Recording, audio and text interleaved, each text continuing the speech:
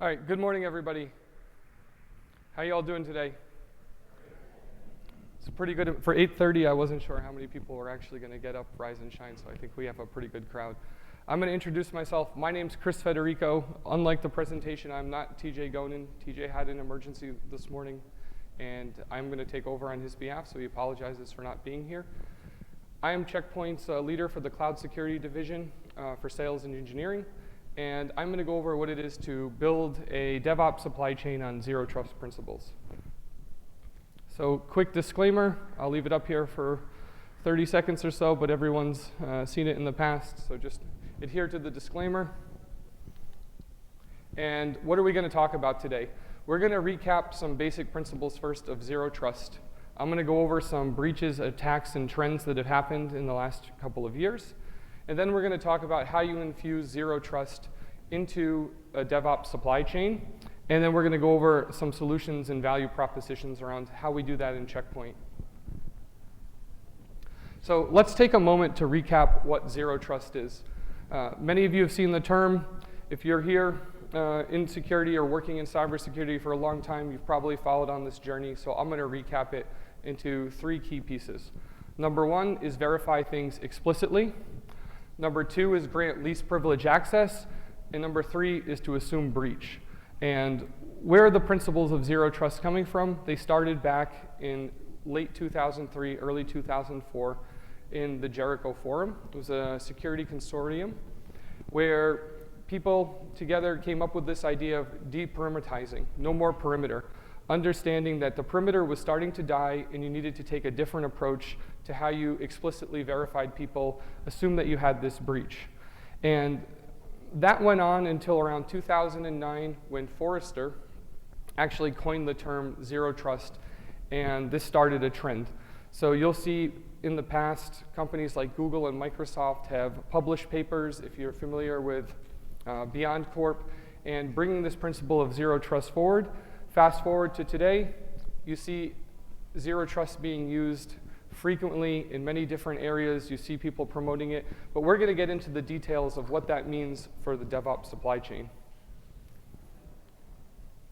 So the question is, are we actually eliminating all the levels of trust today? And we believe the answer is no, and I'm going to go into why. First, you have places such as verifying network users. You implement frameworks around application access, micro-segmentation. You have identity and access controls. But still, what happens is you have these headlines on a regular basis. So number one would be API leaks. Constantly seeing that APIs are implemented, they're implemented quickly, they have the wrong kind of access controls, the wrong kind of identity management, and then data is leaked and taken out. The second is around the supply chain. So you'll have very good examples of repos that are compromised, packages which have vulnerabilities that end up being pushed out through open source channels. A developer might explicitly take that package, install it, start using it. You've used it for 2 or 3 years. You have no idea that there's a vulnerability in there. And this goes into repo jacking, which is something that's easily overlooked. And if someone takes over your repo, inserts a couple pieces of code, next thing you know, you have a piece of crypto mining JavaScript on the front end of your website. And to give you an idea of what that looks like, these packages here that you have, the top 10 packages from Docker or containers, are downloaded over 18 billion times a year. And when you look and you scan those, what you'll see is that they still fail critical tests because they all have vulnerabilities in them, things that haven't been explicitly fixed and you're putting into production. And that's very, very scary. And we have these trends. So you'll see that in 2022, the API Trends Report shows an explicitly large amount of vulnerabilities, that 63% of people have had a breach.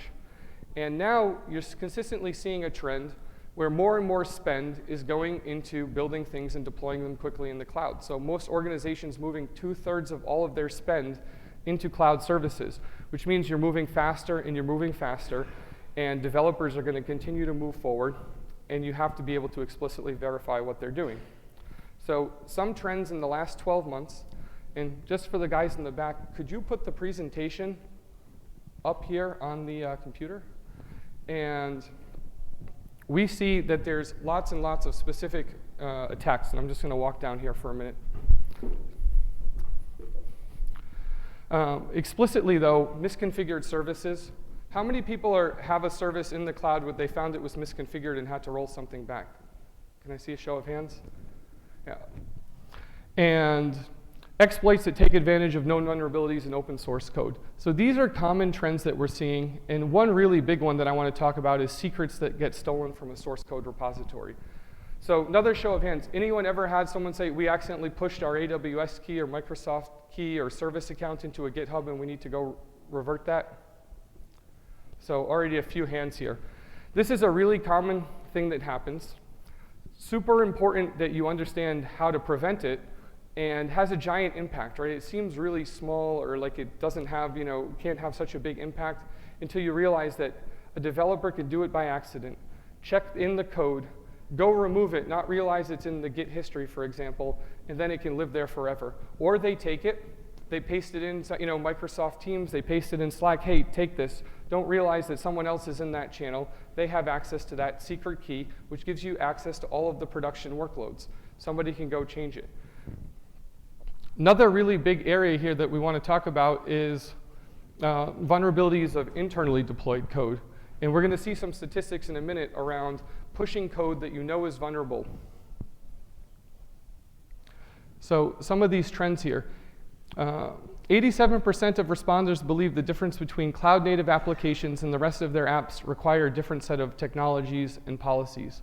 So you need to take a different approach here. The traditional cybersecurity approach won't work when you're moving to the cloud, when you're moving quickly. Things are moving closer to the developer, and they're moving all the way left. So one of the biggest ones here is maintaining a constant policy that matches what you did in the data center and then moving it to the cloud. The second big thing here is having multiple different types of controls from different products and not being able to actually manage them in an easy and simple way that makes it effective. The third is having the lack of actual visibility into your public cloud infrastructure, understanding the types of assets you have and knowing what's going on. And last, I want to talk about the lack of clarity on the shared responsibility model. Many times, if anyone here has had to go in their board of directors and ask them, said, well, don't you get security from AWS? Don't you get it from Microsoft? Don't you get it from your cloud provider? You probably have to go back and explain how that's a shared security model, that they provide security for the infrastructure. They'll provide you some tools, but it's up to you, whether you're a CISO, you're an operator, you're an analyst, to make sure that those are implemented properly, that you have the right additional controls on top all the way up from the bottom of the infrastructure. And last was 22% of respondents looked and said our existing security tools don't support cloud-native environments. So that's almost 1/4 of people not realizing that they have to take a different approach. And this stuff changes as developers move faster and faster. How many people here have seen a trend where you used to be in charge of a certain level of security and now it moved to a developer? So few hands here. That's going to consistently grow and grow as you see things moving towards application and cloud-native development. So software gets released without going through the right security checks. Almost half of respondents said yes. Security lacks visibility and controls into the development process. Again, 40% said yes. So you can see that there's a consistent trend here, and as you continue to go through digital transformation journey, that's going to evolve and become more relevant. And this is where I find I get a little bit scared. Security can't keep up, and question is, do you push out code knowing that it has vulnerabilities in it? Half of respondents said, yes, we do that regularly. Extremely scary. 31% of respondents said we do it occasionally. So right there, we're at almost 80% of people saying, hey, at some point we know some code is really vulnerable, we push it out anyways. And a very small amount of people saying that they're not doing it. Maybe they don't know that it's actually happening inside of their organization. And when you ask why, It's, hey, we had to meet a critical deadline. We'll remediate it later in a different release. Or I put a WAF in front of it. I think it will be fine. Or we felt the vulnerability was low risk. It was only in one specific package. And one that I always find really interesting here, vulnerability was discovered too late in the development cycle. So we had to go forward with the release. We didn't want to stop anything. So these are common problems that you have, and these are reasons why we want to focus on making it easy and shifting security left for the developer. Because in all of this, who's the most privileged user that we have? And that's going to be your developer, your operations, and your DevOps people. So look at developers for a second and understand what do they have access to, and then start to think about implementing that zero trust set of principles. They have access to your existing code base. They have access to everything you have in development. They can compile code. They can take it, build a binary, insert something into the binary as in the source code after they've checked it out, send it into production. So all of these things here need to be thought about when you're looking at what a developer does, right? How are you actually helping them improve quality assurance? What kind of security awareness training are you doing with developers and making sure that they understand how critical it is? Then you have on the operation side people who deploy and install code, right? They're always working to improve the delivery time, right? And they maintain infrastructure, they monitor, and so on. And as you bring these things together, this is where we go, and you actually get a person who's supposed to be doing DevOps, right? And DevOps can be defined differently in every organization. But this is where you want to build a pipeline on trust, right, where threats are actually being exploited. And that's a different way of looking at how you do cybersecurity today. Making sure that you're pushing things closer to DevOps, closer to developers, and actually building trust. So what's the solution? You want to infuse everything you do around DevOps and supply chain with a zero trust principle. That means going from code, build and test, release and deploy and operate, and then also looking at the other tools, right? How are they communicating? What are you planning with, right? What are you monitoring with, et cetera. And this is really critical. How many people here actually work and implement shift-left technologies for security today? So a couple of hands, maybe like 10% of the audience. So there's no one valve that stops everything, right? You don't want to put something in place that stops a developer from doing what they need to do. You want it to be something that they can use, and you want to have the ability to enable them, not to be a blocker and an enforcer. And the way that we approach that is we look at having automated gradual responses across multiple control points.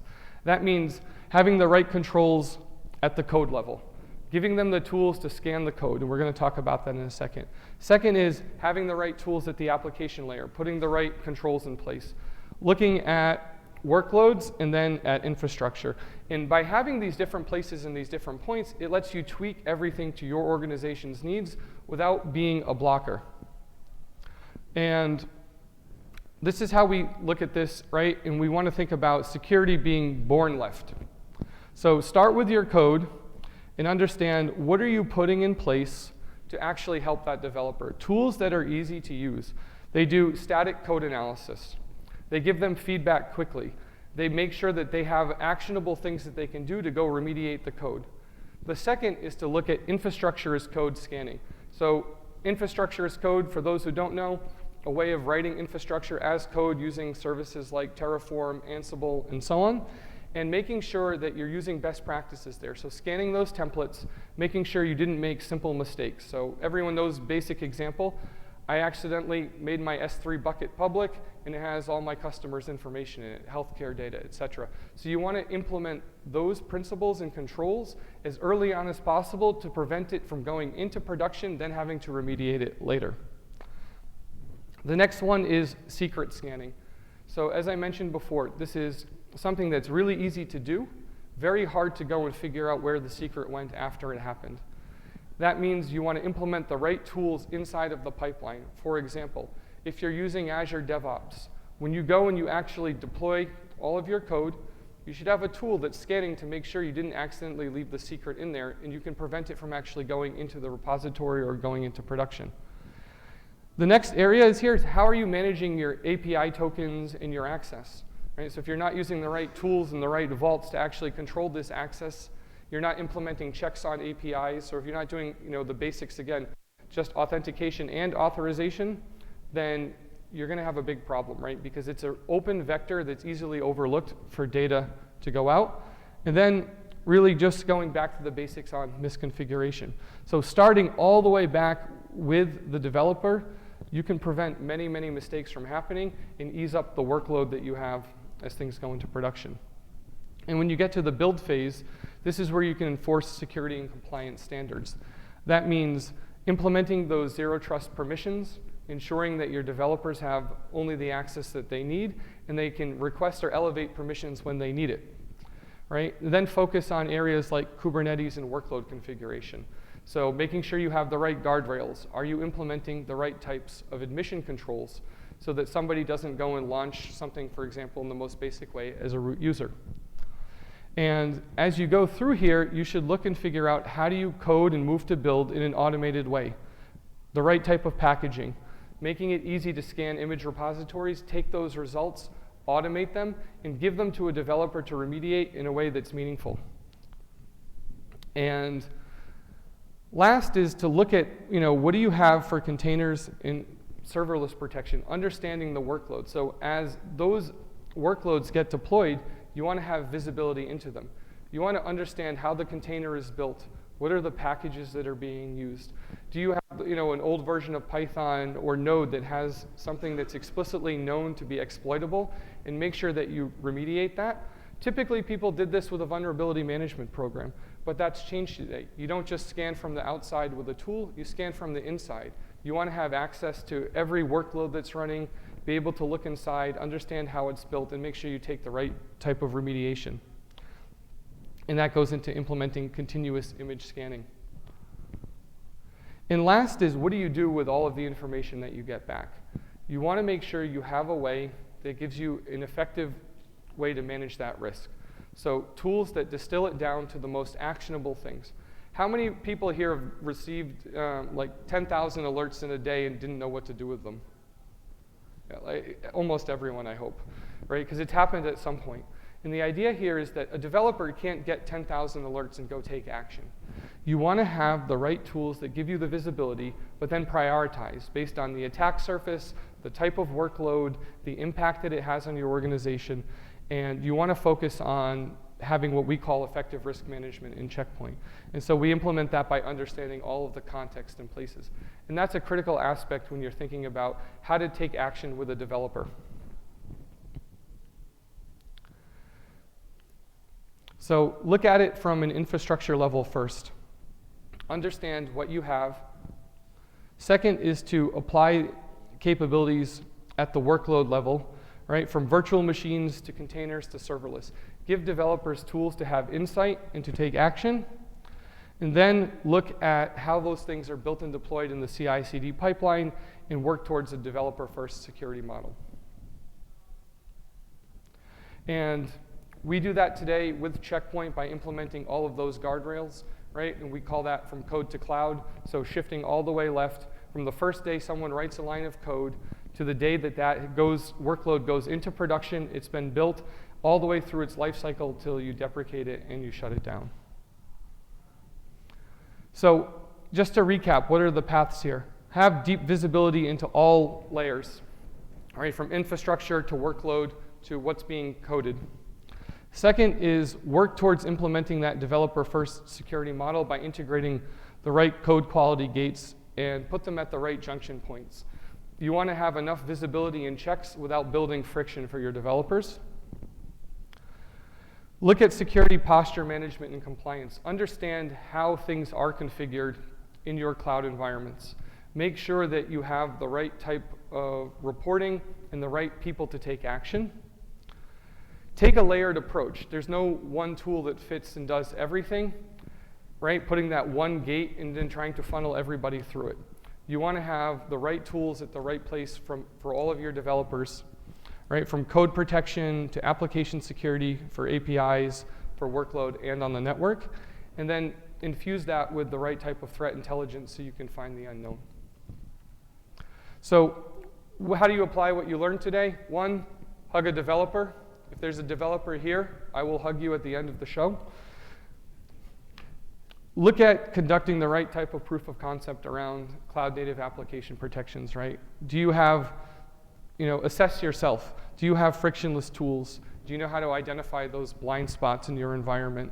Do you have customized way to prioritize all of your risk and understand what the impact is so that you can make a developer's job easier? And in the next 6 months, this should make it easier for you to do things right. So with that, thank you very much. Appreciate everyone's time this morning.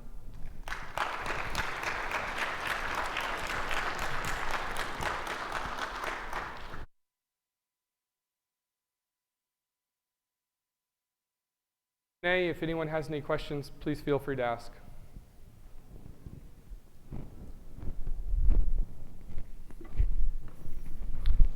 What are some of the examples of scanning tools that you use for So the question was, what's an example of a tool that you can use to scan code to find leak secrets? So last year, we acquired a company called Spectral in Checkpoint, where one of its primary use cases is to scan for secrets. So there are some other open source tools available, and other vendors do implement some of that.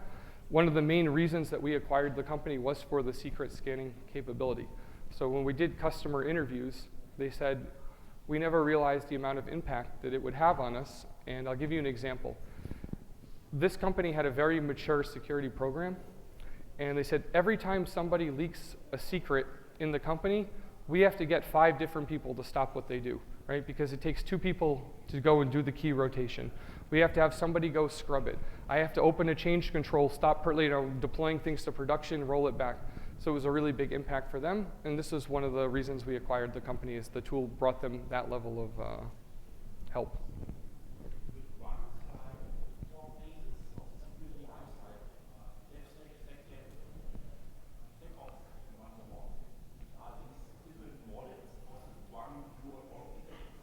So the question was around the 4 phases of the life cycle and how to take a different view of them.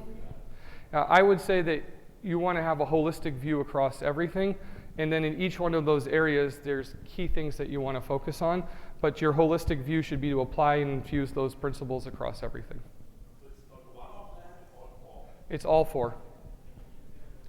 How do you measure your successfully applying the Very good question. So the question is, how do you successfully measure yourself in implementing Zero Trust? I think the best way to do that is to make sure that you develop a program around what you want to do. So the companies that I work with who are the most mature have implemented a clear set of objectives that they want to go to. And if you want, at the end, I can show you some places to find reference on around building a mature cloud security program. And then they measure themselves and they score themselves against how many of those things that they wanted to achieve. So we can go through some of those key things that you should implement, and I can give you some guidelines.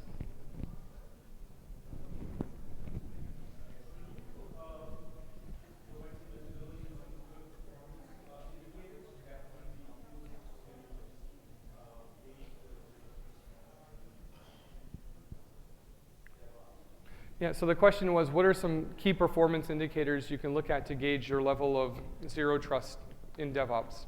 I think the first one would be understanding how many incidents you've had that came from a developer-related deployment, for example. The second one would be, measuring, how many bug fixes and things you had for critical vulnerabilities, because it's going to give you insight into, hey, I actually have this problem or not. And I would go from there and understand these 2 things, and then I would look, and as I mentioned, around building an actual program. If you have no program, that's a pretty good indicator that you need to start somewhere. If you already have a program, I try to understand how is that program being measured, and what was success defined as before. So if you don't have some guidelines around what you think success is, I'd actually start there and say, where do I want my end state to be? And I'd work backwards from there.